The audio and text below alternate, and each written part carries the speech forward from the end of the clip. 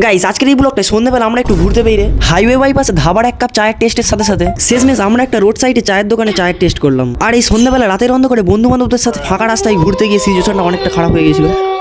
যাই হোক, আজকের ব্লগটা আমি তোমাদের শুরু থেকে বলি। আজকে গাইস আসরের নামাজ পড়ে এসে অনেকদিন পর বসে পড়েছিলাম কোরআন পড়তে। আসলে রোজা চলাকালীন পরীক্ষা চলছিল বলে আর কি বসা হয়নি। তারপর টানা 1 ঘন্টা পড়ার পর আমি উঠে পড়ি এবং তখনই মগরিবের সময় হয়ে যায়, তাই অজু টজু ছেড়ে নিয়ে নামাজটাকে পড়ে চলে আসি। আর হালকা পাতলা করে কিছু খাওয়া দাওয়া করার পর আমরা বন্ধুরা মিলে সন্ধ্যার দিকে বেরিয়ে পড়ি হালকা করে একটু পাইচারি মারতে। আর তখনই পাইচারি করতে করতে আমরা চলে যাই এই স্টেপ ইন ধাবাটাই। আর গাইস আমি তো হচ্ছে গিয়ে পুরোপুরি ভাবে আলট্রা প্রো লেভেলের ভিখারি। তার সত্ত্বেও আমরা এখানে 3 কাপ চায়ে 10 টাকা টিপসের নাম করে ট্যাক্স দিয়ে চলে আসি চা খেতে। চাটাকে হাতে নিয়ে দেখতে ভালো লাগলো, টেস্টের দিক থেকে মোটামুটি ছিল। তাই আর কি 1 কাপ চা খেয়ে সেখানে নির্লজ্জের মতো আর বসে না থেকে বন্ধুরা মিলে আমরা চলে আসি রোড সাইডে একটা দেশি ছোট্ট 5 স্টার চায়ের দোকানে। দোকানটা ছোট হলেও চাটা টেস্ট করার পর চায়ের টেস্ট অসাধারণ ছিল। চাটা শেষ করে আমরা ঘুরতে ঘুরতে চলে আসি একটা ফাঁকা নির্জন রাস্তায়, যেখানে পুরো রাস্তায় গাইস আর কেউ ছিল না আমরা ছাড়া। এই ভয়ে যদি কেউ গাইস প্যান্টে হিসু করে ফেলে তাই আর কি আমরা সেখান থেকে বেরিয়ে পড়ি এবং শেষমেশ আমরা বাড়ি আসতে থাকি। আর তোমরা চ্যানেলটাকে সাবস্ক্রাইব করো।